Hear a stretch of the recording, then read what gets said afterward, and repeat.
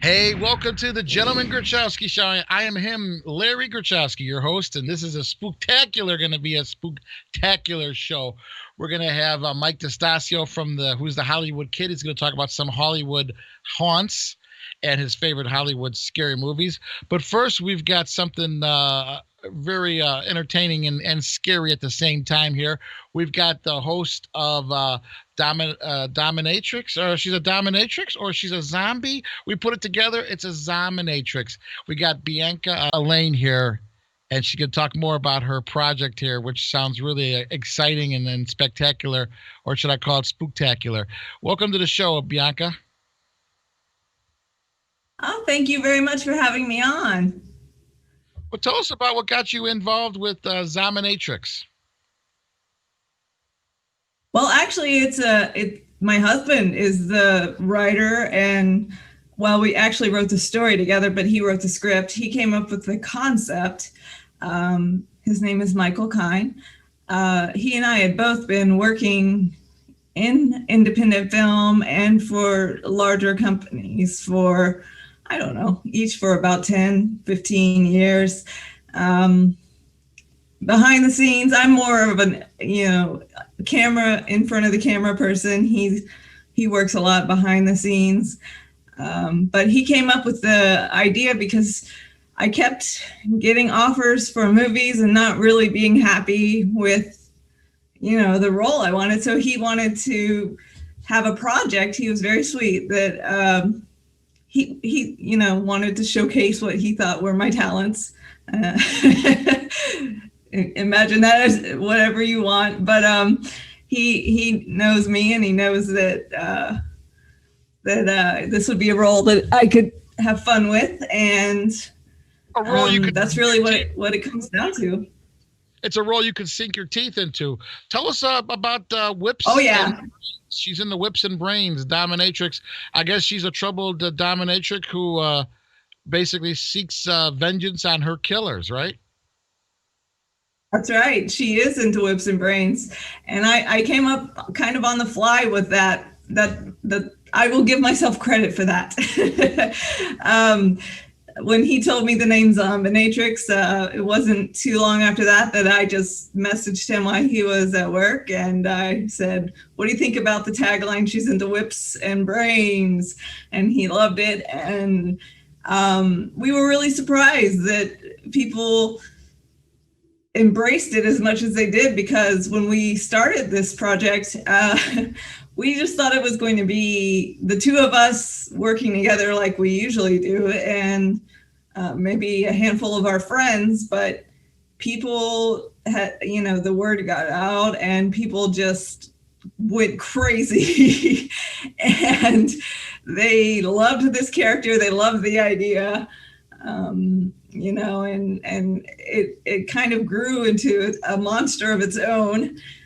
Something we thought we could shoot in a year has become so big that it's taken a long time. And the current situation going on with the world right now hasn't helped. So exactly, it's coming out though. If you go to zombinatrix.com, it takes you to a little bit of information about your site, and also you could people can have you do some live performances, right? Well, that sounds a little cheeky, but yes, I do have a Cameo page. I'm working with Cameo. It's just cameo.com/Zombinatrix, and if you use the promo code Zombinatrix, yeah, really creative there, right? You can get 25% off, and I'll dress up, and do my best Zombinatrix. You have to forgive me because I'm doing my own makeup. It's not, the high quality makeup you're going to see in the film. But if you want me to send you a Halloween message or spook out one of your friends or taunt them or, whatever you want. I'll be happy to do it. It's fun. Well, definitely sounds good to me. Zominatrix.com is the website. Yeah, definitely. I definitely want to check it out and see. Because remember, you're into whips and brains. I love it. And we're gonna have a little treat later on in the broadcast. We're gonna have Miss Tawny come up and talk more about what it's like to be a zombie, so to speak. So we'll be back with Miss Tawny after this.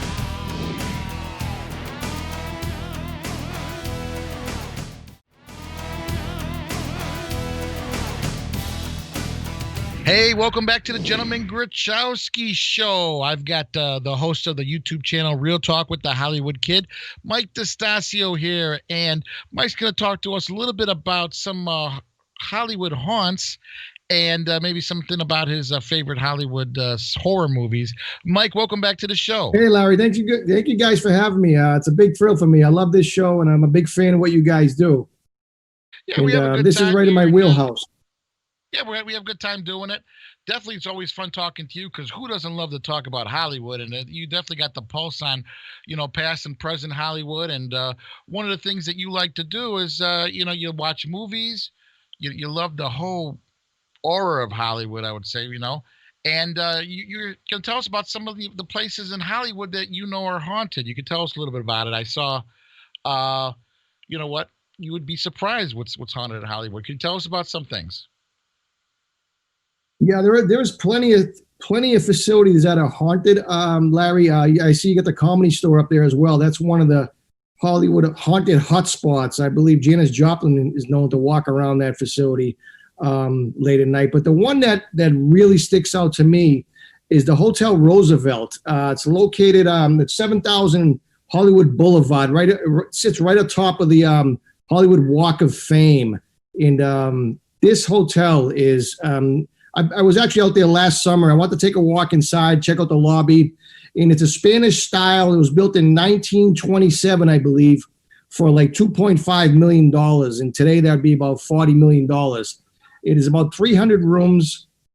And Marilyn Monroe, when she first started her modeling career, a lot of people don't know, but she started out modeling.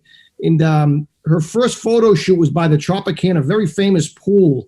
We might be able to get into that in a minute, but it's a famous pool, and she had her first photo shoot for like a sun lotion back then, and the famous picture of her sitting on the diving board. And she actually lived there for 2 years when she was starting out.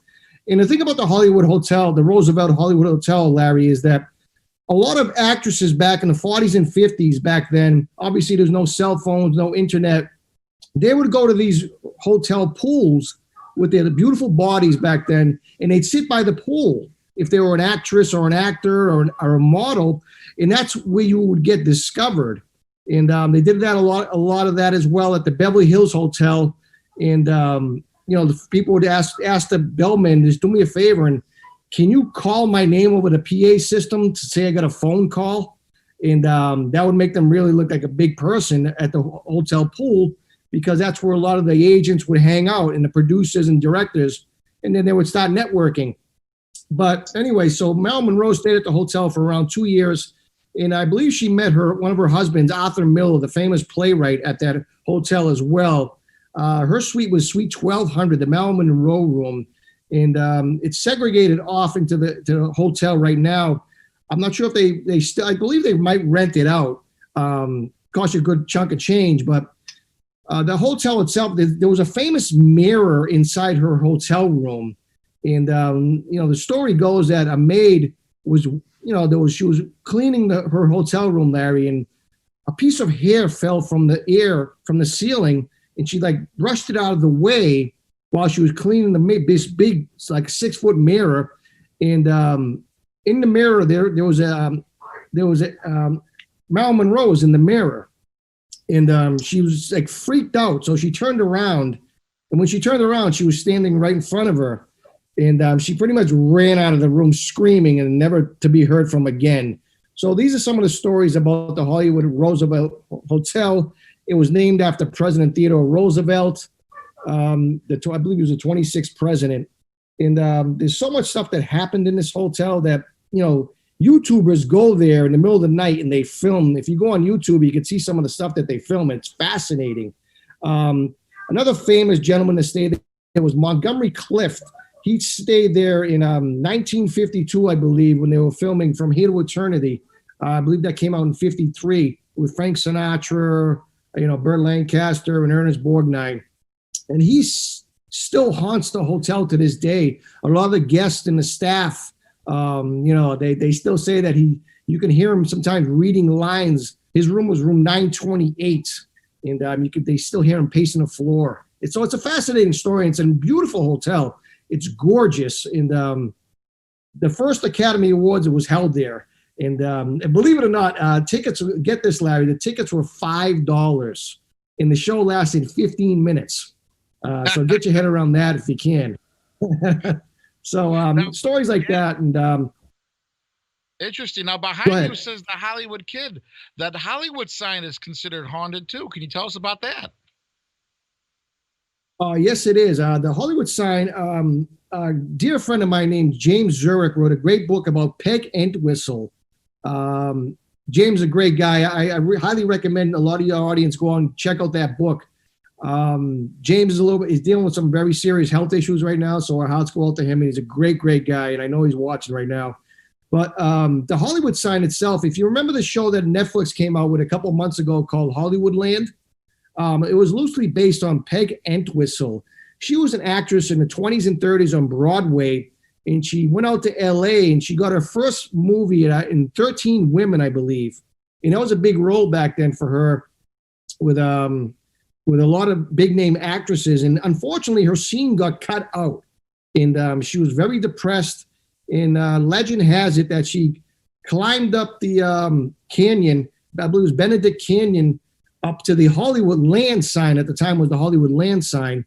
And she found a maintenance ladder, and she just climbed up, and she was so depressed and everything was just going wrong for her. And she jumped off the letter H, and her body wasn't found until like a day or two later by a hiker.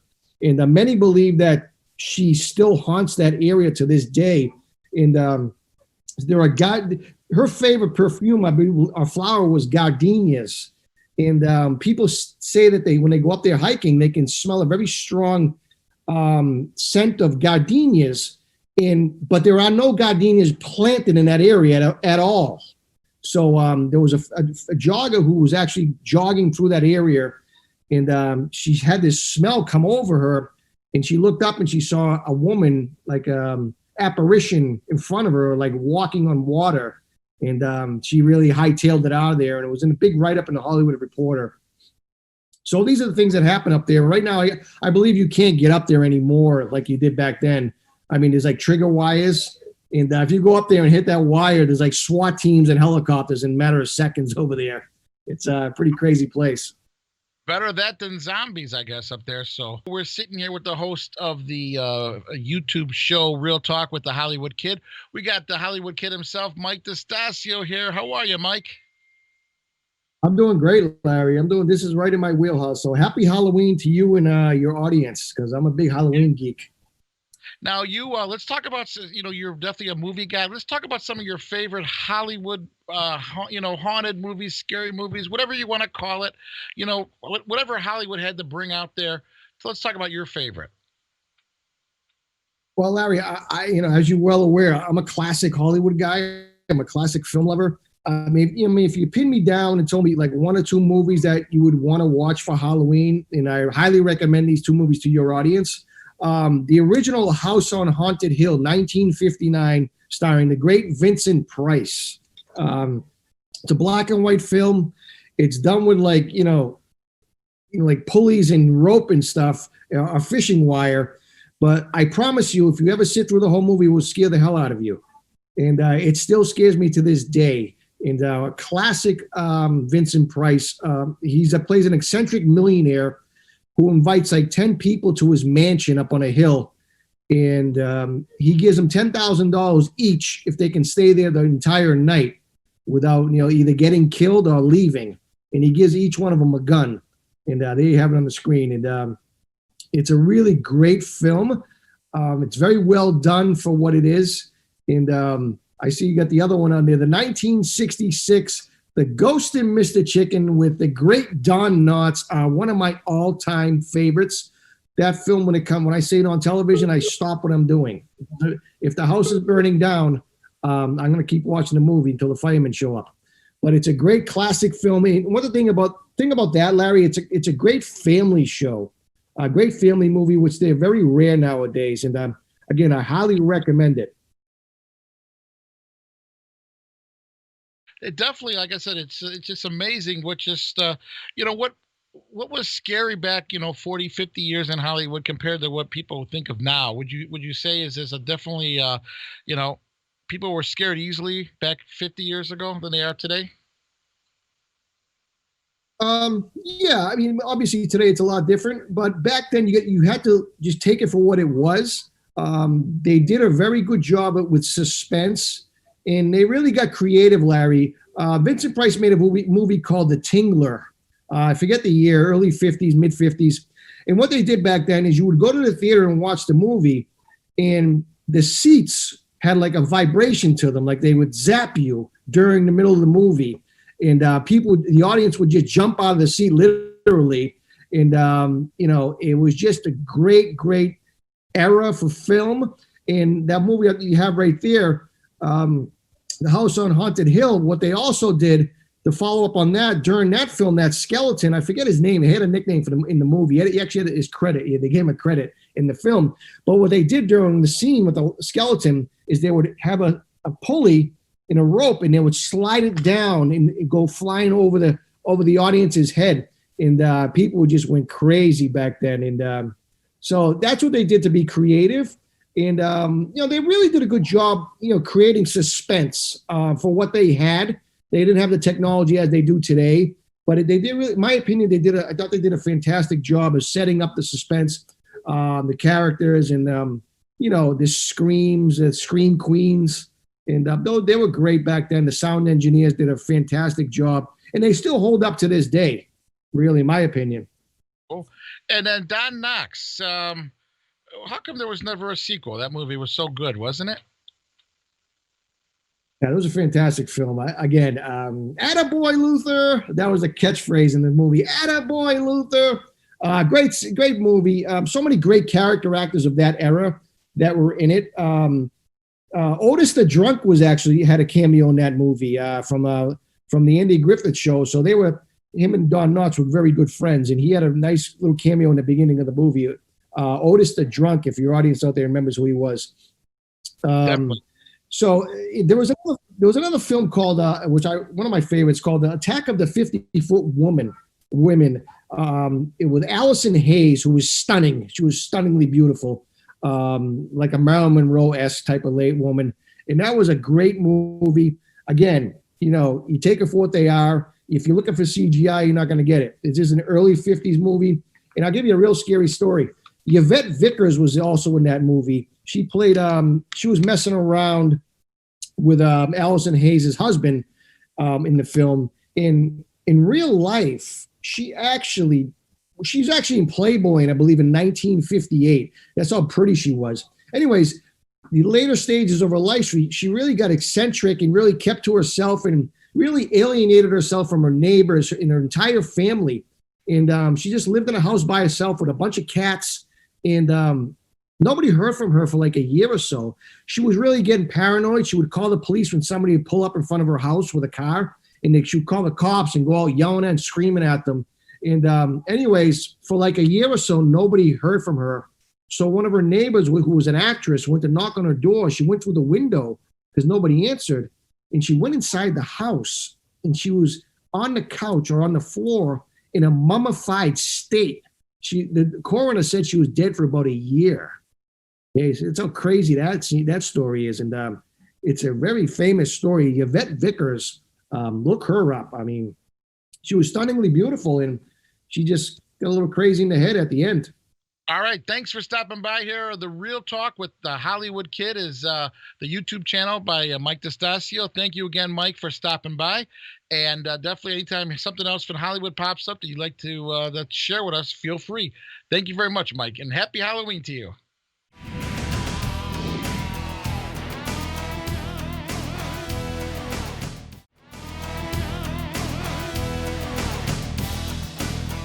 Hey, welcome back to the Gentleman Grachowski Show. You know, TVHams.com is the official website of the Gentleman Grachowski Show. Everything about the show is TVHams.com. You know, there's another cool website out there. It's called Zombinatrix.com. And we happen to have the leader of the Zombinatrix here, Miss Tawny. Mistress Tawny, how are you, Tawny? Oh, pardon me. You caught me freshening up a little bit after my snack. I'm doing quite well, thank you. Now, it turns out that you're a troubled dominatrix who rose from the grave to seek revenge on her killers. Can you tell us a little bit about that experience if it's not too dramatic for you? Oh, there's no trauma involved. In fact, I'm absolutely destined. I believe it's my destiny to put these killers in their place. I find them the scourge of the world and the underworld. I have a few tricks up my sleeve. Oh, what is that? Oh, A little bit of a flog. Yeah. I have my own ways of dealing with things. Now, it says that with you're bad boys. It says you're into whips and brains. Can you tell us about those fetishes you're into? The whips and chains are part of my life. They were even before this tragedy happened to me. I would let you speak with the director of the film, but he's a little bit tied up right now, if you catch my drift. So I decided that I really love the taste of brains and eating people. So I've acquired a new fetish, I suppose. Now, for the people and it gives me strength.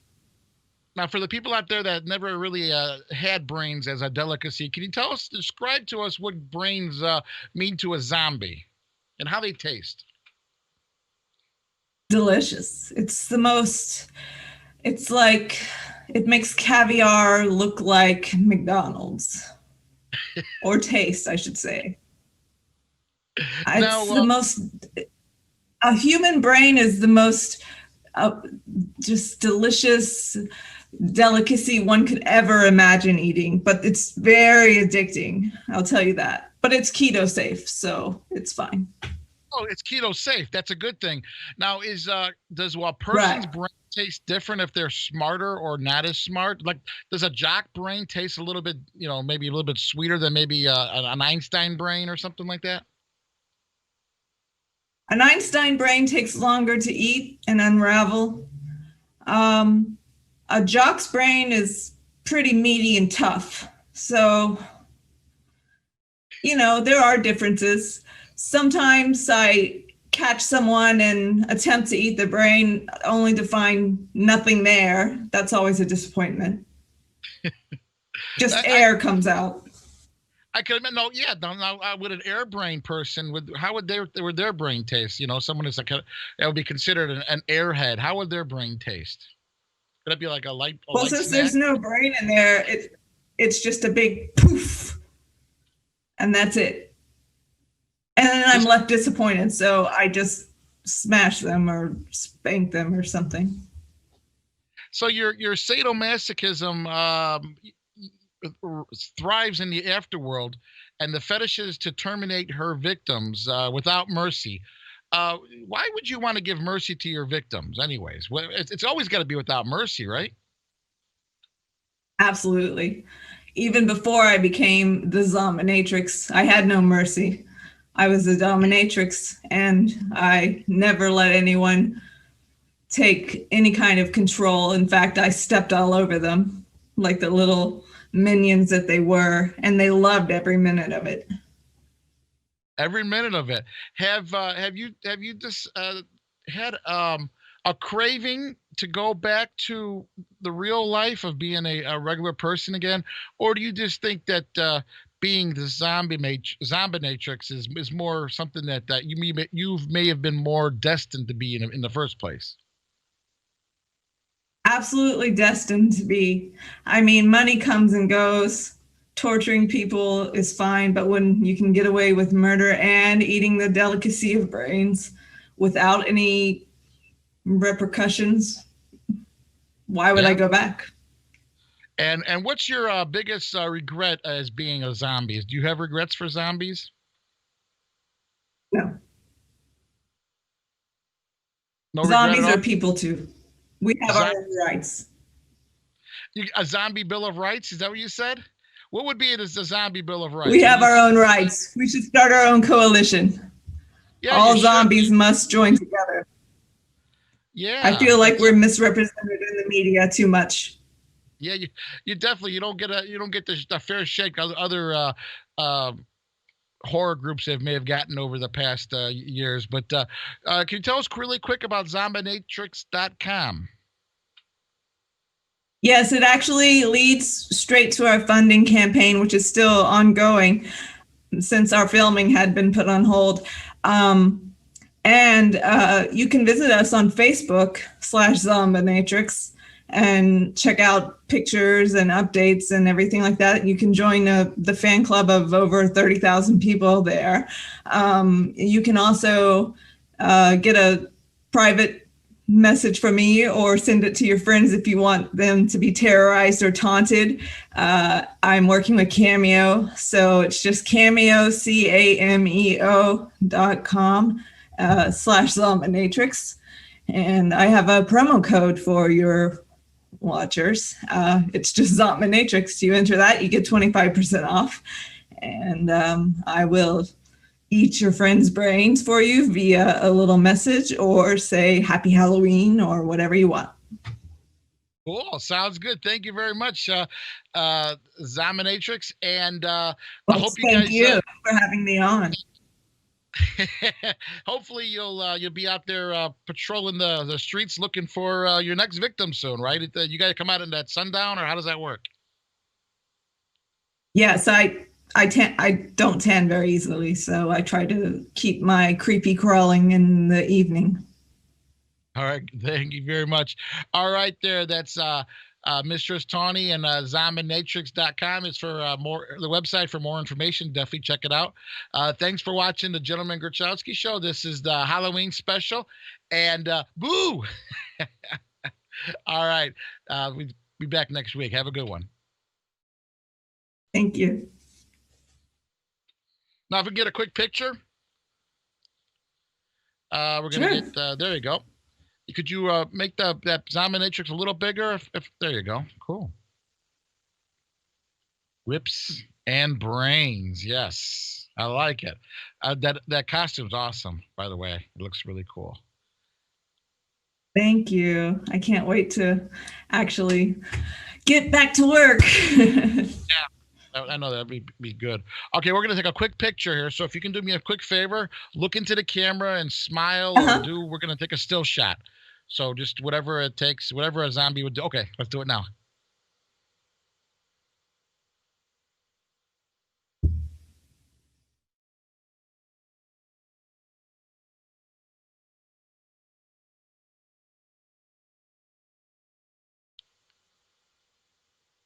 All right, cool. Yeah, happy Halloween, guys, and be safe. And thank you so much for having me on, Larry. It's always a pleasure, and you guys do a fantastic job. Very professional, and you got a great show. And I wish you guys nothing but the best. And we will talk to you soon, Larry. All right, sounds good. Thank you, sir. Thank you. Thank you, guys. Bye. Okay, Mike, don't go nowhere. Hold on. We're gonna do a quick picture.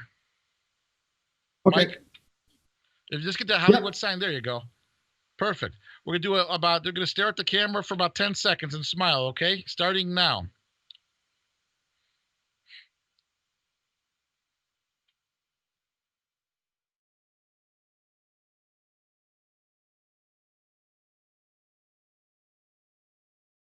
Okay, cool. Starting now.